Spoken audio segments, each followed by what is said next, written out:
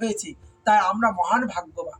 কলিযুগে যে সমস্ত জীব যারা ভগবানের আরাধনা করে, যারা ভগবানের নিত্য সেবা পূজা করে, যারা ভগবানের আইন, যারা ভগবানের বিধিবিধান পালন করে, তারা অত্যন্ত ভাগ্যবান।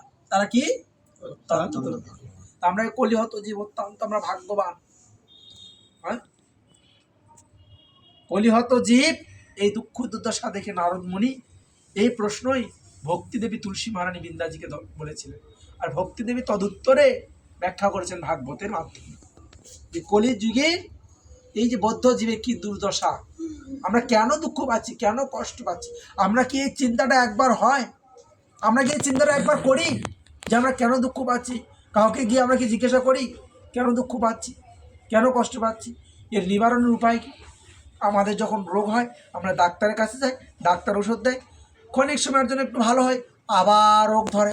হ্যাঁ, ঠিক না ঠিক? ঠিক না ঠিক? ঠিক ঠিক। কিন্তু প্রকৃতপক্ষে রোগটা একবারে কিভাবে সারবে সেটা কিন্তু আমরা জানি না। আমি মন্দিরে একটা গল্প বলছিলাম অনেক দিন আগে। এক এরকম লোক আছে, তার একটা ছেলে আছে, ছেলেটা অসুখ হয়েছে, ও ওষুধ খেতে চায় না, ডাক্তারের কাছে নিয়ে গিয়েছে। তো ডাক্তার বলছে কি ও খেতে চায় না ওষুধ? কাছে হ্যাঁ।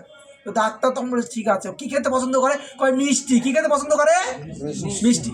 ডাক্তার কৌশল করে বলছে লোকে প্রতিদিন মিষ্টি খেতে দেবেন, আর এই ওষুধটা মিষ্টির মধ্যে ঢুকে দিবেন। তো ডাক্তার ওই দিয়ে টিপস দিয়েছে, আর ওই মিষ্টিটা প্রতিদিন তার ছেলেকে খাওয়ায়। কিন্তু এদিকে রোগ সারে না। অনেক দিন পর বলছে বাবা তোমাকে যে আমি এত মিষ্টি খাওয়াই, তুমি পছন্দ করো, রোগ সারছে না, ব্যাপার কি? বলছি কী বলবো বাবা, ওই মিষ্টির ভিতর বিসিটা আমি ওটা ফেলে দিই, যে মিষ্টিটা খাই। মিষ্টির মধ্যে বলে বিসি আছে, রোগ সারবে, আমাদের রোগ সারবে না। কিন্তু বিষয়টা কিন্তু এইরকম, বুঝতে পেরেছেন? মিষ্টির বিসির মতো আমাদের অবস্থাটা হয়ে গেছে। রোগ সারবে? আমরা এই জগতে আমরা প্রত্যেকে ভবকূপ, অন্ধকূপ, প্রত্যেকে আমরা জর্জরিত দুঃখ কষ্টের মাধ্যমে। তো এই দুঃখ কষ্ট এইসব থেকে আমাদের মুক্তি উপায়টা কি? তাই এই সমস্ত মুক্তির উপায়, বৌদ্ধজীবের কলিহত জীবের মুক্তির উপায় এই সমস্ত ভাগবত, গীতা, শাস্ত্র গ্রন্থ আদিতে বলা হয়েছে। ভগবান শ্রীকৃষ্ণ যখন এই ধরাধামের লীলা সাঙ্গ করে যখন তিনি গোলক বিহারী গোলক বৃন্দাবন ধামে ফিরে যাবেন, তখন নারদমণি ভগবান শ্রীকৃষ্ণকে বলেছিলেন, হে প্রভু, এ জগতের নাথ, আপনি যখন আপনার বৈকুণ্ঠ ধামে চলে যাবেন, এই ধাম থেকে স্বীয় ধামে, তখন বৌদ্ধ জীবের কি দশা হবে? এই সনাতন ধর্ম কার কাছে গচ্ছিত থাকবে? এবং কোন ধর্ম পালন করলে জীবের প্রকৃত কল্যাণ সাধিত হবে? তদুত্তরে ভগবান বলছিলেন যে আমি যখন আমার গোলক বৃন্দাবনে প্রত্যাবর্তন করব, তখন এই জগতে আমি গ্রন্থরূপ ভাগবত রূপে আবির্ভাব।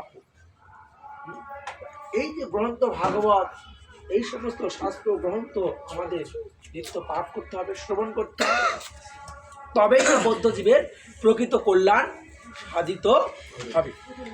এখানে ভগবান বললেন প্রতিটি জীবের কর্তব্য হচ্ছে ভগবানের সেবা করা। সে যদি তা না করে তাহলে কি? সে দাসত্ব করছে। কার দাসত্ব করছে? মায়ার দাসত্ব করছে। ভক্তি বেদান্ত স্বামী প্রভুপাদ তার গ্রন্থে লিপিবদ্ধ করেছেন মায়ার দাসত্বটা কি? আমরা চাকরি করছি। কার চাকরি করছি? বসের। বস আমাকে কি দেয়? টাকা দেয়। টাকা যদি দেওয়া বন্ধ করে, চাকরি আর আমি করবো না। তাহলে আমি কার দাসত্ব করলাম? টাকা। কার দাসত্ব করলাম? টাকার দাসত্ব, মায়া। তো এইটা প্রভুপাদ বলছে, তার গ্রন্থের মধ্যে আছে খুব সুন্দরভাবে। তো এখানে বলছে